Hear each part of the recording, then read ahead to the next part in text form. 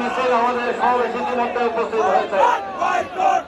প্রিয় নেতৃবৃন্দ, আমাদেরকে সতর্ক থাকতে হবে। আজকের এই বিশাল ঐতিহাসিক সমাবেশ সফলভাবে সম্পন্ন করার উপরই নির্ভর করবে।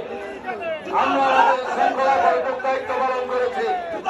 আমরা আমাদের রাস্তার পাশে যখন মিছিল করতে যাবো, দুই পথে খেয়াল করবো আমাদের দ্বারা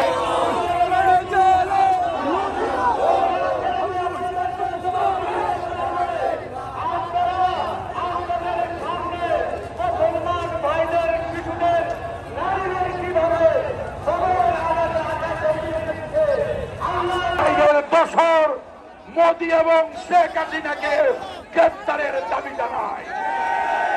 ভাইরা আমার, আমরা অন্তর্বর্তীকালীন সরকারের কাছে আবেদন জানাতে চাই, সমস্ত ইসরায়েলি পণ্য, ইসরায়েলের সাথে সমস্ত বাণিজ্যিক সম্পর্ক ছিন্ন করতে হবে।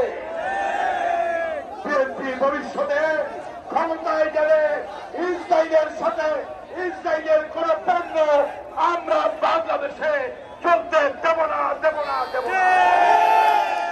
আমি ব্যবসায়ী ভাইদের আহ্বান জানাবো, আপনারা ইসরায়েলি পণ্য বন্ধ করে দিন, বিক্রয় বন্ধ করুন। আজকের এই সভা থেকে বলতে চাই, কোথায় আজকে বিশ্ববিদ্যালয়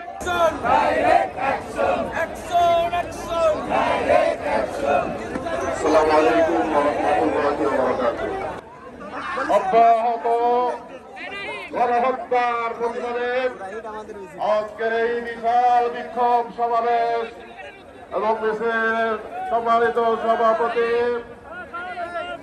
বিএনপি খুলনা মহানগর জেলা এবং প্যালেস্টাইনকে স্বাধীন প্যালেস্টাইন রাষ্ট্র ঘোষণা করতে হবে, এই হচ্ছে আমাদের দাবি।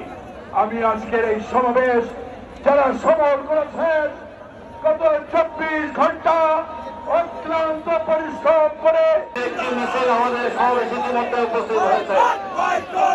প্রিয় নেতৃবৃন্দ, আমাদেরকে সতর্ক থাকতে হবে। আজকের এই বিশাল ঐতিহাসিক সমাবেশ সফলভাবে সম্পন্ন করার উপরই নির্ভর করবে। আমরা আমাদের শৃঙ্খলা বৈঠক দায়িত্ব পালন করেছি। আমরা আমাদের রাস্তার পাশে যখন মিছিল করতে যাবো, দুই পথে খেয়াল করবো আমাদের দ্বারা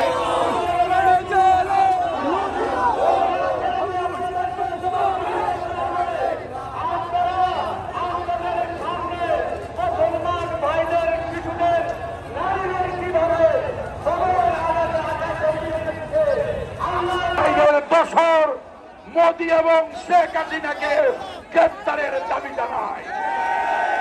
ভাইরা আমার, আমরা অন্তর্বর্তীকালীন সরকারের কাছে আবেদন জানাতে চাই, সমস্ত ইসরায়েলি পণ্য, ইসরায়েলের সাথে সমস্ত বাণিজ্যিক সম্পর্ক ছিন্ন করতে হবে।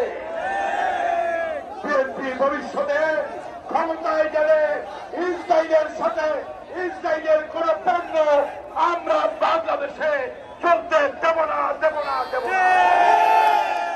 আমি ব্যবসায়ী ভাইদের আহ্বান জানাবো, আপনারা ইসরায়েলি পণ্য বন্ধ করে দিন, বিক্রয় বন্ধ করুন। আজকের এই সভা থেকে বলতে চাই, কোথায় আজকে বিশ্ববিদ্যালয়